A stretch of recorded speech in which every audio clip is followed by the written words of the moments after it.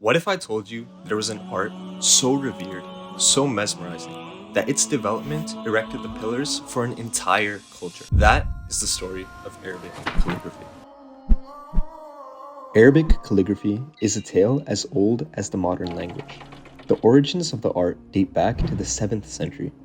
As Islam began to take shape, early Muslims were deeply concerned about preserving the Qur'an and began writing. Believing that the profound words of the Qur'an deserved to be portrayed beautifully, Muslim scribes adorned its pages with mesmerizing and intricately designed calligraphic patterns.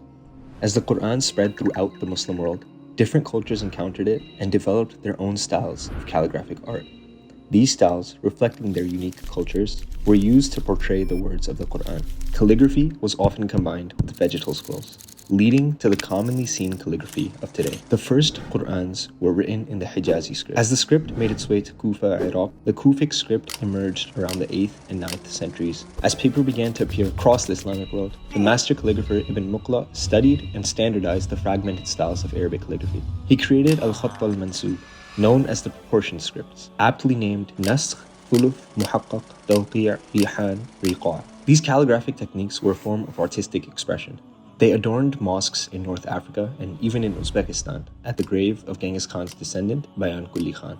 Calligraphy was a way to express culture and artistic passion without trampling into the prohibited. As an old Arabic saying put it, طَهَارَةُ الْكِتَابَةِ هِيَ نِقَاءُ الرُّوحِ, a saying deeply reflected by master calligraphers' tenacity in beautifying their craft. This cultural aspect of calligraphy presented itself all the way from the ancient beginnings of the Arabic language, and now the venerable calligraphic scripts evolved into the cultural identity of today. The Museum of the Future in Dubai is adorned with quotes written in Arabic calligraphy designed by artist Matar bin Lahij. These quotes reflect the deeply ingrained reverence for the importance of meaning for the calligraphed words. Beyond the museum, the streets of Jeddah are filled with murals of Arabic calligraphy, and different artistic movements led to the development of the term calligraphy to characterize the art style. These movements represent a reverence of a culture deeply enshrined in the region, from classical mosques to modern architecture and even to the layman on the street.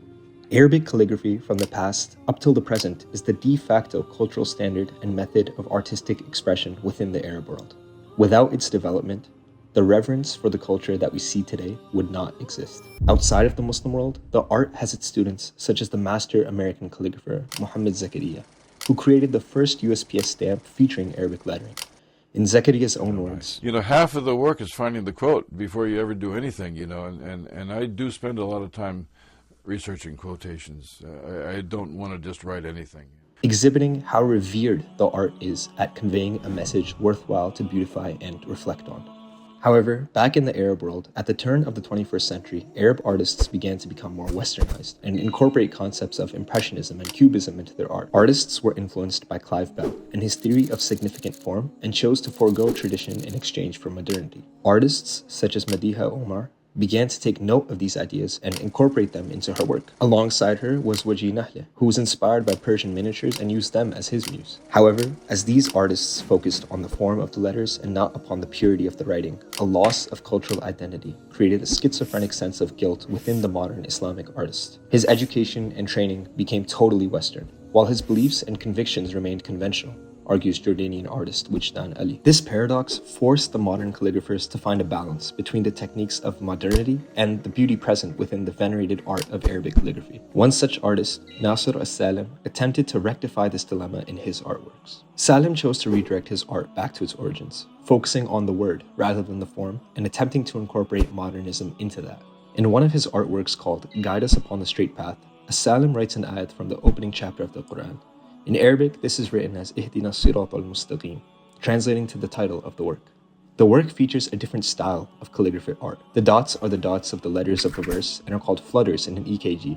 This work attempts to signal a return back to the path of the EKG from the flutters, representing the meaning of the verse. Another similar work by As-Salim is entitled, Indeed All Things Were Created with Predestination. As-Salim follows the same techniques of calligraphy, but instead removes the letters from the final piece, replacing them with blue dots meant to trace out the letter. The work means to showcase the meaning of the title, that is, that all is meant to fit in place and is divinely planned and predestined. As-Salim represents a shift in the landscape of Arabic calligraphy, and yet beautifully still references and takes inspiration from the grand beginnings of Arabic calligraphy, an art form so important that without it, the culture wouldn't exist. From its grand beginnings as a means to transmit the Qur'an across the world, it has developed into an art form with its own rules and methods of mastery. Without this art and its beauty, the development of Arabic civilization and culture would be intensely different from what we know today.